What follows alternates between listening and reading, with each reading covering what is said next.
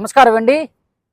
ఒక వ్యక్తికి ధ్యానం మీద ఇంట్రెస్ట్ కలిగి యూట్యూబ్ ఛానల్లో ఉండే రకరకాల వీడియోస్ చూస్తూ సాధన ప్రాక్టీస్ చేయడం మొదలుపెట్టాడు.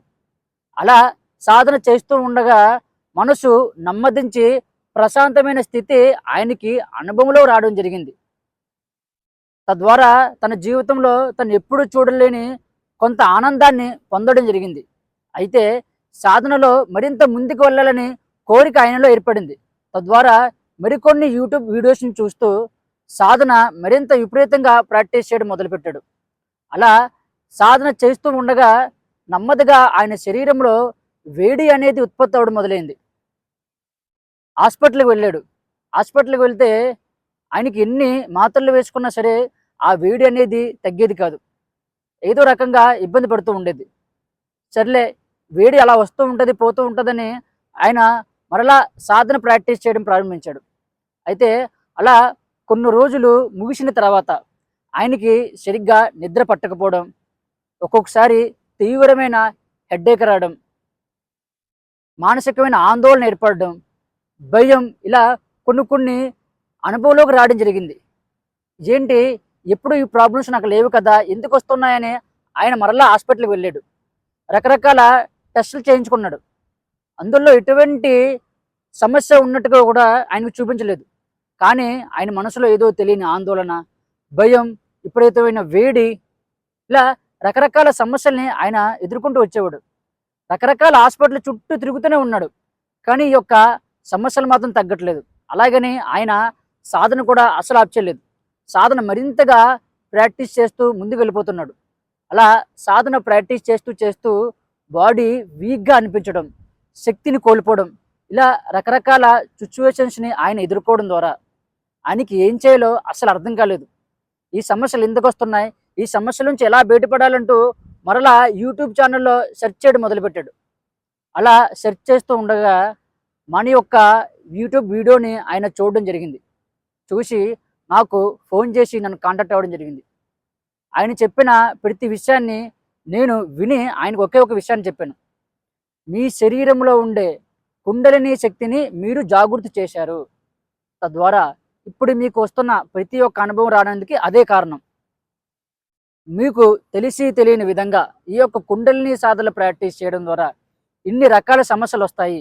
ఈ సాధనలు ప్రాక్టీస్ చేసేటప్పుడు మీరు ఆహార నియమాలని, బాడీని బలంగా చేసేందుకు కొన్ని ఎక్సర్సైజెస్ అని, ఆసనాలని మనం ప్రాక్టీస్ చేయాలి. అవేవి కూడా మీరు ప్రాక్టీస్ చేయకుండా ఏదో యూట్యూబ్ ఛానల్లో ఉన్న వీడియోస్ని చూసి ప్రాక్టీస్ చేసేయడం వల్ల ఈ యొక్క ఇబ్బందులు ఎదుర్కొంటున్నారని ఆ వ్యక్తికి పూర్తిగా వివరించాను. అయితే అప్పటికే ఆయన చాలా వరకు సమస్యల్లో పడి చాలా ఇబ్బంది పడుతున్నాడు. నెమ్మదిగా ఆయనతో మొదట సాధన నేను పూర్తిగా ఆప్ చేయించాను. ఆప్ చేయించి మొదట ఆయన్ని ప్రకృతిలో నడవమని చెప్పాను. చెప్పులు లేకుండా మనకు గడ్డిలో నడవడం కానీ, చెట్లను పట్టుకోవడం కానీ, ప్రకృతిని ఆస్వాదించడం కానీ ఈ విధంగా చేయమని మొదట ఆయనకి చెప్పడం జరిగింది. అలా చేయడం వల్ల నెమ్మదిగా బాడీలో ఉండే ఎనర్జీస్ అనేవి భూమిలోకి వెళ్ళిపోవడం, ప్రకృతిలోకి వెళ్ళిపోవడం జరిగింది. తద్వారా ఎనర్జీ డిస్టర్బెన్స్ అనేది ఆయనకి తగ్గిందన్నమాట.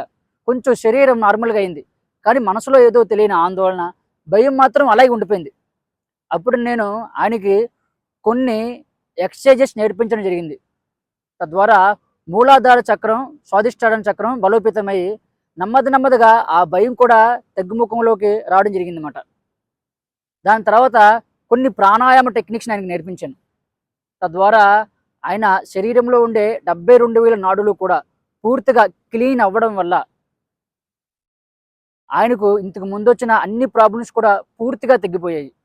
ఇప్పుడు ఆయన ఆరోగ్యవంతంగా ఆయన చేస్తున్న సాధన ప్రాక్టీస్ చేయడం జరుగుతుంది. కాబట్టి సాధకులారా, మీరు యూట్యూబ్ ఛానల్లో చూసి రకరకాల సాధనా పద్ధతుల్ని మీరు స్వయంగా ప్రాక్టీస్ చేసినట్లయితే ఖచ్చితంగా ఇబ్బందిని ఎదుర్కొంటారు. ఈ యొక్క సాధనలు శక్తివంతమైనవి. మీరు నిద్రించి ఉన్న పాముని మేలుకొలుపుతున్నారు. మేలుకున్న పాము ఏం చేస్తుందండి, ఎప్పుడు కాటేస్తుందో, ఎలా కాటేస్తుందో మనకే తెలియదు. కాబట్టి నిద్రించి ఉన్న శక్తిని మీరు మేలుకొలుపుతున్నారు. అది ఎప్పుడు మీపైన ఎటువంటి ప్రభావం చూపిస్తుందో మీకు తెలియదు. కాబట్టి ఇటువంటి కుండలిని సాధనలు ప్రాక్టీస్ చేసేటప్పుడు గురుముఖంగా, అంటే గురువు యొక్క సలహాలు సూచనల ద్వారా మీరు సాధన ప్రాక్టీస్ చేయాలి. మీకు ఏదైనా సమస్య వస్తే గురువుకి మీరు తెలియజేయాలి.